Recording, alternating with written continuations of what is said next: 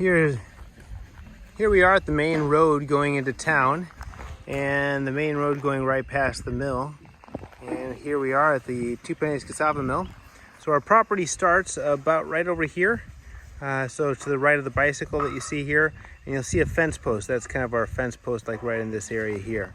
Over here, our land extends, way to about right there. Now, wide angle here, so it's not really a great, good estimate of that, but I'll walk a little closer. You can see there's the edge of our property over there, and it comes across the cassava mill right in the front. So here's the front of the cassava mill, and this is where the bikes will go in here. Here's one of our bikes here that we load up. So we come this way, and here we are with our faded sign. It's amazing what the sun does. One of the customers is here buying, taking some peels for animals until we start really processing that. He takes them.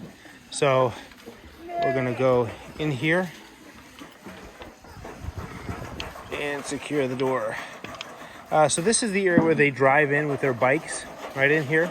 Our huge pile of firewood, gigantic here, probably about 9 feet high up, and you'll see there's our poly tank where we store our water, and you see it's piped right down here. So our poly tank pipes over to here, and this is where they do the peeling. And this is Doris who's doing the peeling this morning. Ophelia is here. She was peeling earlier with her. She's now washing. This is first wash. Ophelia is the head of is the leader of the peelers.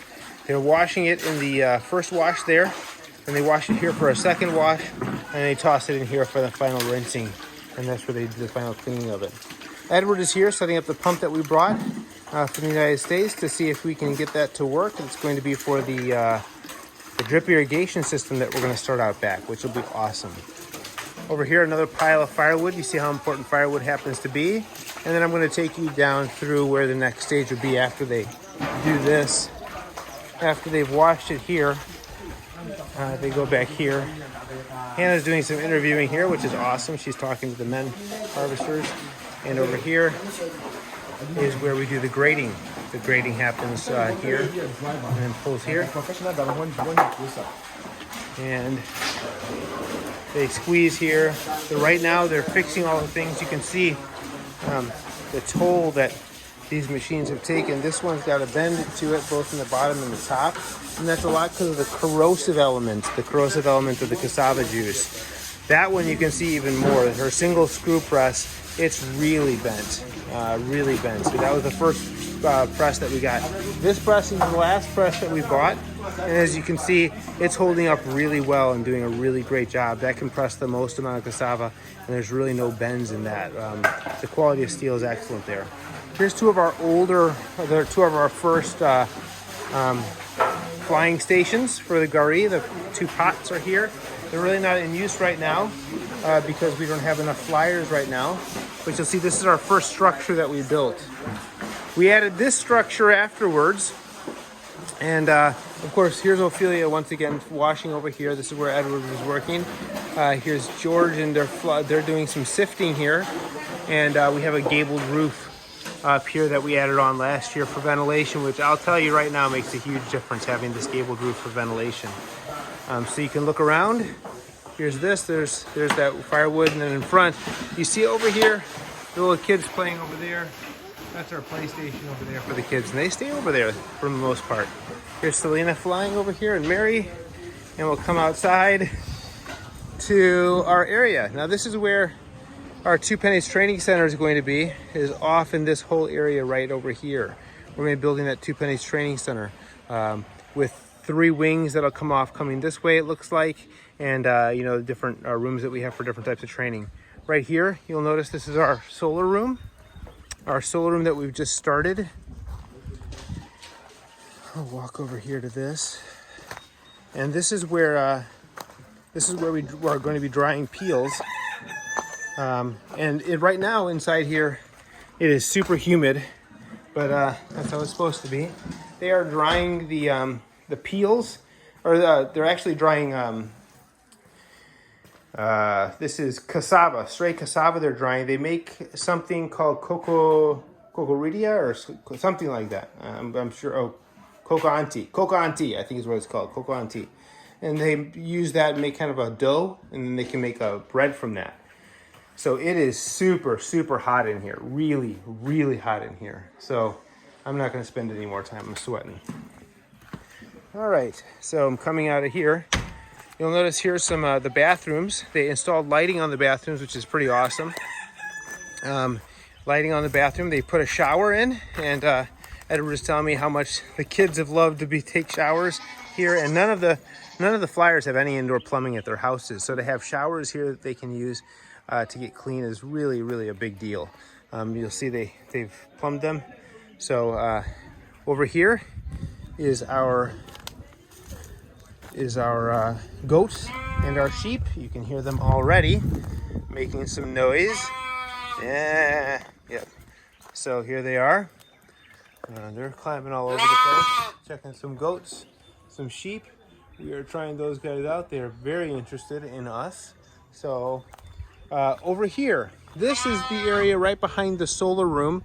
You'll see that we have all of the pepper plants.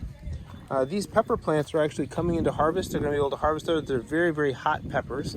And they actually use those they give these to the chief right now. And the chief is using those to be able he sells those and then buys paint and maintenance things for the maternity ward.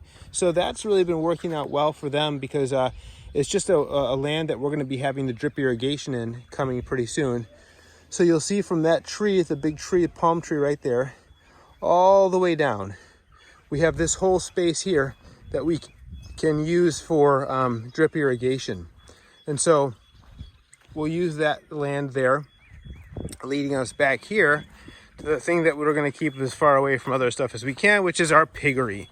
And our piggery is our last stop on this tour. Well, maybe not. Maybe I'll show you the cocos. So over here, the piggery, you'll notice Edward has done a really great job on this piggery. So he's done a lot of research and built this up. And you'll notice here we have several stalls. So I'll close this and lock this so people can't come in.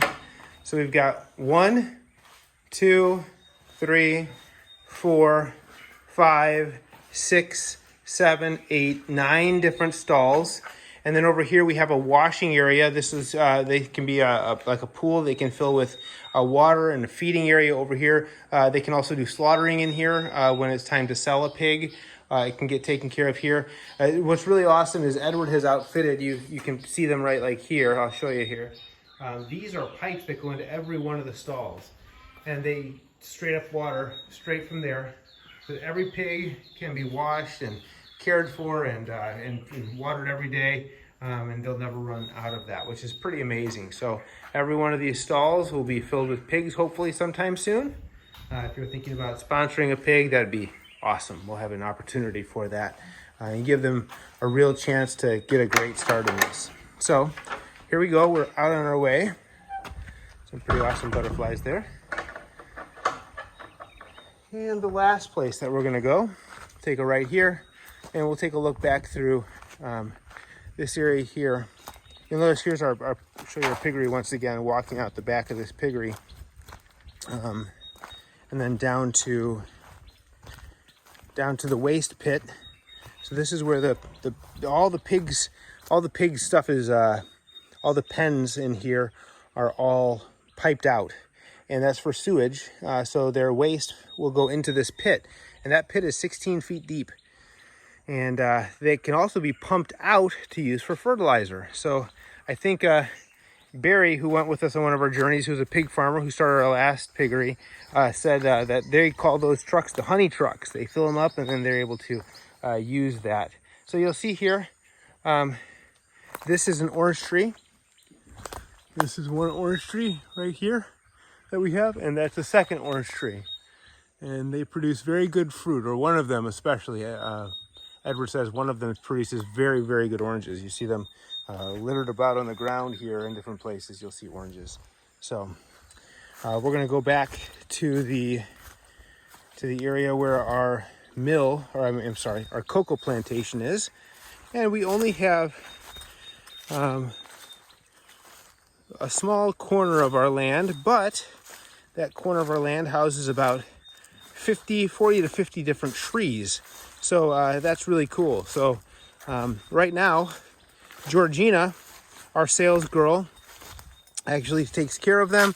She fertilizes, picks them, sells them, and that's a way for her to make some extra money, because as of right now, that is the only use we have for them. So we have some good cocoa here coming in. You'll notice the green ones are unripe, the yellow ones are ripened, and the brown ones that you see right there, those have gone bad. So you know, in the future, as we keep on progressing, we'll have better ways to be able to make sure we care for this land, because there are quite a few trees.